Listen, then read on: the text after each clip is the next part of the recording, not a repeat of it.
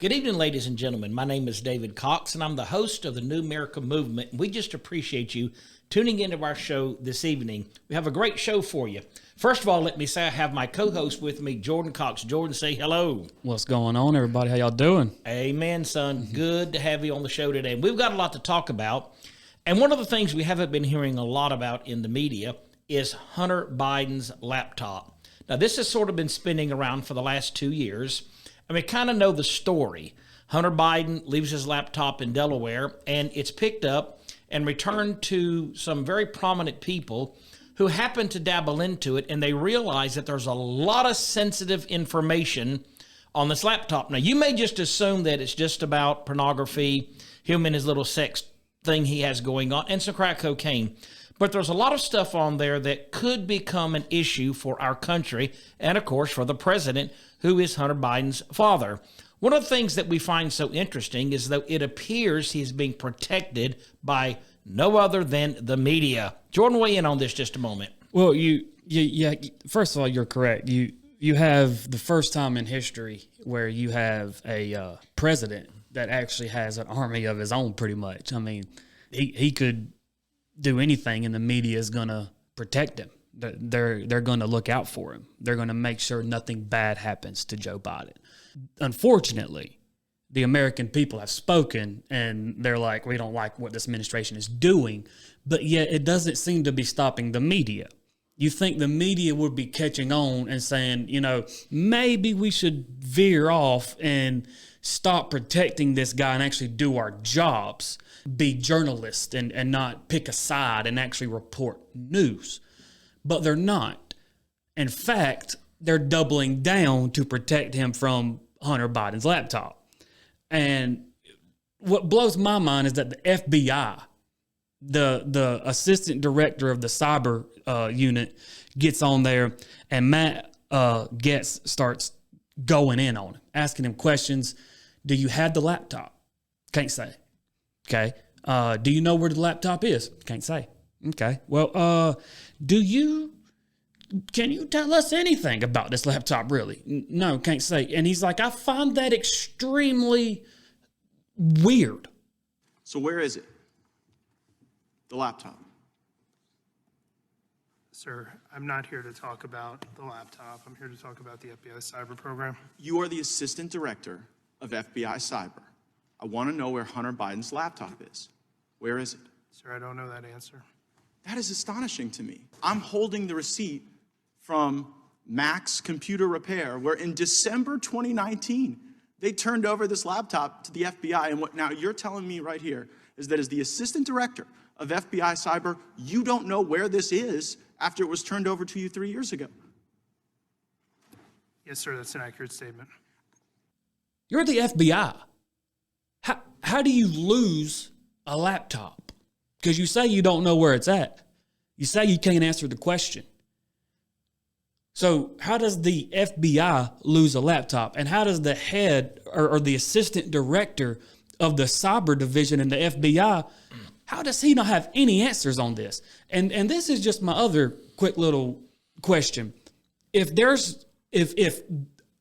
is only him doing cocaine and smoking crack and him with hookers, and we've seen all of that, right? Like, we've already seen that. The public has seen that, right? So if that's all that's on there, then wouldn't you think that Joe Biden would be like, okay, look, the public already knows what's on this laptop. It's just this. Go ahead and do an investigation because there's nothing to find. You've already found everything. It's just my son being an idiot, using my name to be an idiot, and that's it. Let him look through it. But instead, you see the DOJ, the FBI, CIA, all of these people coming around to protect Joe Biden from Hunter Biden's laptop. And the real question is, why? I think the issue here is that they know there are certainly a lot of sensitive information that might even compromise this country. We wonder what's the situation with Ukraine, Russia, and the United States. Have we compromised something here? As Biden is the president, if there was any money that went his way, did that affect him in making decisions that would put this country in danger? Because, we're at the point really where if things really went south between Putin and the Ukrainians and he were to somehow drag NATO into this war, which would bring us into this war, it could ultimately become a nuclear war. Certainly World War III. And you wonder sometimes, what did the president know? When did he know it? And did this affect his judgment? Does this affect us and put us in a position to where we might have made choices differently? So the idea that you're going to hide this from the American people and that you think that we're dumb enough to listen to someone in the FBI that says, well, I just don't know. I don't have any idea. That's not an answer, That's not an answer. I mean, that's a cover up. And let me jump on this too. All the Democrats are doing when you do this is making the American people say no to you in November. When your election term runs around, not only do you have the lowest approval rate, but you're going to just find yourself in no position to even run a second term because the American people just are not going to have it. And at some point, the Democratic Party has to realize you represent the American people. And you may have your little party where you do these little dances and have these little shows on your own time and not reveal the real source of this information to the American people. But a lot of us aren't stupid, and we're going to remember this when it comes up to election time. We need presidents. We need elected leaders that are very transparent when it comes down to these issues. What I call good, faithful, logical leadership is to say, hey, look, we have this laptop, and on this laptop, this was my son, and he made some very, very bad mistakes. And we're going to rectify this. We're going to make the rights wrong and fix it. But instead, there's this massive cover-up. And I don't know about you as the American public, but you should be furious. You should be outraged that we get these kind of answers to our leaders in Congress that, well, we don't know. Sure they know. Sure they have the laptop. Sure they know everything that's on it. But there's this massive cover-up protected by the media. When are we going to say enough is enough? Journalism should be about truth and not just about the protecting of who you want to be in the presidency. Take off on it, Jordan. No, you're 100% right. We have, in this country, we have lost what it means to actually be a unbiased journalist. That's why people are watching podcasts. That's why people are getting their information from podcasts. That's why most people would like to see their favorite TikToker over their favorite celebrity. And those are facts. Those are not just your opinion. No. That's already happening. I mean, there's an actual poll that was taken, and everyone said overwhelmingly they would rather meet a famous TikToker, which is a kid doing something crazy or doing something funny, versus meeting Denzel Washington, because they can relate. Because this is an everyday person just doing something and they're getting paid on it. They became famous on it, right? Through that world. It's kind of the same way with the media, though. We have this media platform that is, people would rather not watch. CNN, MSNBC, all of these liberal, left-wing. And the reason they don't want to watch, it's not because they're liberal or left-wing. It's because all they get is liberal and left-wing. That's all they get. They don't get middle of the ground. They don't get unbiased. And Fox News is the same way. I mean, every news outlet is the same way. They are biased. That's why people watch podcasts. People would rather watch podcasts to get their information. It's sad, but you're absolutely right. I think what the American people are saying is that as time has passed by over the last several decades, the media has become more than just telling the American people what's going on around the world. It has become an entertainment program. And it's about ratings, it's about money, it's about power.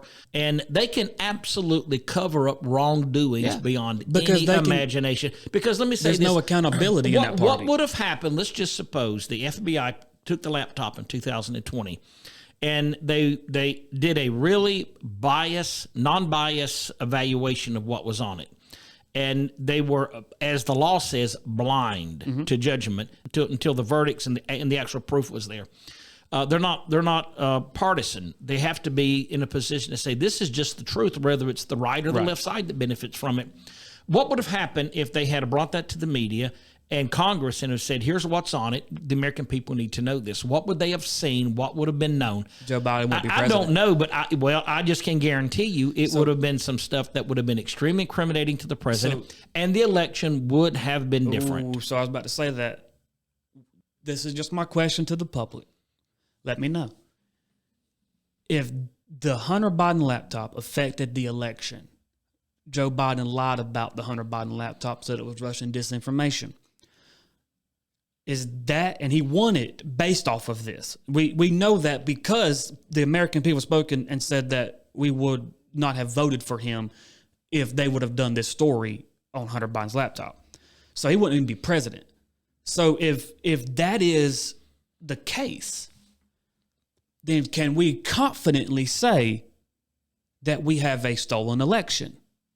Can we confidently say now that there is a little something fishy about this? Because of the American people said, I would have never voted for this person if you would have told me the truth, and you hid the truth from them so you could get votes. Is that no different than going and signing a dead person's name? Well, the left are always going to say, why do you keep talking about this? You know the election was won fair and square. But when you look at things like this, you scratch your head. And if for some reason there is evidence on this laptop that would have caused the American people to say Joe Biden, who is running for president, the vice president, was involved and does have some dirty hands in how he dealt with Ukrainians with his son, then that certainly wouldn't have put him out of the race. That, I just think, is a fact. And anybody with any intelligence in the political arena would automatically say that Biden would not be the president. So, you know, it is a sad thing in America. But I think until the American people stand up and say enough's enough, we're tired of letting the media dictate to us their ideas of what right and wrong is. Whether it hurts the right or left, speak the truth and do the best you can with it. Because ultimately, the American people have a right to know. And it's just sad when people move so far to the left, they're willing to sell the American people out to stay in power. And that's a very sad day. Let's move on to something else. What do you think about our great mayor, Lori Lightfoot, in Chicago?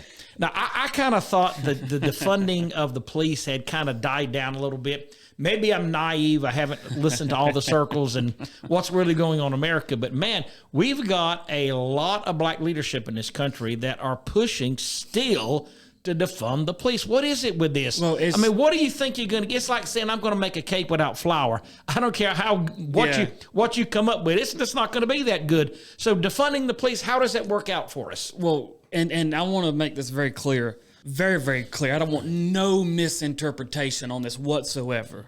Lori Lightfoot, you are an idiot. Not because of your color of your skin. Not because you are gay. Because you may be one of the dumbest people I have ever had the pleasure of hearing. You make me laugh. You really do. Because not only are you on national TV telling your citizens that, hey, guess what? Guess what? Crime is down. Crime is down. We got no robberies. We got no burglaries. We got no carjackings. All of this is down, except for 2 days after she said that, Chicago Film Office chief appointed by Mayor Lori Lightfoot is rushed to intensive care after being beaten up by a gang breaking into his car. Now, I bring all that up to say this, because she has championed the Defund the Police. She has so much so she tore $80 million from them. And not only that, she has 71 police officers protecting her at all times. Well, it's like this Cori Bush, too. Now, let me just give a little framework on this. Oh, she's a character. Now, here's Lori Lightfoot, mayor of Chicago, has 71 officers. On top of her own private bodyguards already. Her private detail. So it's like around 90, 91 people that's guarding her. It's kind of like stupid, because what you're really trying to say is that you think crime is down but it's up enough that you could be killed, so you need a private detail. What you're saying is I'm the one in need of protection. My citizens are not. And what you're also saying is that the citizens of your district completely disagree with you. And that they see you as an idiot passing policies that don't make sense. Why would you say defund the police? And yet you have 71 police officers that the city of Chicago are paying for to protect you. What policies, what voice do you have in this community that would require that? Because I don't know any other city or mayor that needs that. And I don't think any city should have to pay for that. If you're big enough to open your mouth up and say something as ridiculous as what she says, defunding the police. You need to be walking around without a bodyguard. You need to be walking around without all of that. You need to. Now, this Cori Bush, who is a Democratic representative, Congresswoman from St. Louis, Missouri, she's working out of Ferguson. She was an activist there who tried to defend what she thought was an unjustifiable killing. So she spends years there fighting in this little arena to defend what she says is police brutality. And in the process of it, she now has to have almost $80 million budget to protect her from what she says is a threat against her life. And I listened to her rant in front of the White House or in front of the Capitol building here just today, and she was talking this is about 7 months ago. Okay, she's talking about, but I saw the video today, and she's talking about people trying to kill her, the threats. And she says, even some police officers are trying to kill me, but she loves everybody. She wants to help everybody. Before we let you go, let me ask you about something else. You faced some criticism in recent weeks over your push to defund the police. The campaign records show that you spent roughly $70,000 on private security, and some critics say that move is hypocritical. What's your response to those critics? They would rather I die. You would rather me die? Is that what you want to see? You want to see me die? You know, because that could be the alternative. So either I spent $70,000 on private security over the last few months, and I'm here standing now and able to speak, able to help save 11 million people from being evicted, or I could possibly have a death attempt on my life. I have private security because my body is worth being on this planet right now. I have private security because the white supremacist, racist narrative that they drive into this country, the fact that they don't care that this black woman that has put her life on the line, they can't match my energy, first of all. This black woman who puts her life on the line, they don't care that I could be taken out of here. They actually probably are okay with that. But this is the thing. So if I end up spending $200,000, if I spend $10 more on it, you know what? I get to be here to do the work. So suck it up, and defunding the police has to happen. We need to defund the police. It's just left-wing, stupid policies that do nothing but hurt her people. Now, let me say this. The most likely people that will suffer from this policy are minorities, are African Americans. Yes. Because if you go back and you look at, and you go back to St. Louis, especially in the Ferguson area, the most people that are being killed there are black people. It is black on black violence. And when you have a police officer there standing in the gap saying, hey, you can't shoot this person, you're actually saving black lives. And now it's like you're allowing more black people to be killed. And I don't understand. It's the same thing in Chicago. These laws that these left-wing people pass do more to damage the minorities of this country than they do anyone else. And but so they don't care. It's almost like you're. How do you defund the police and tell police that you don't want officers in your community? You just want social workers.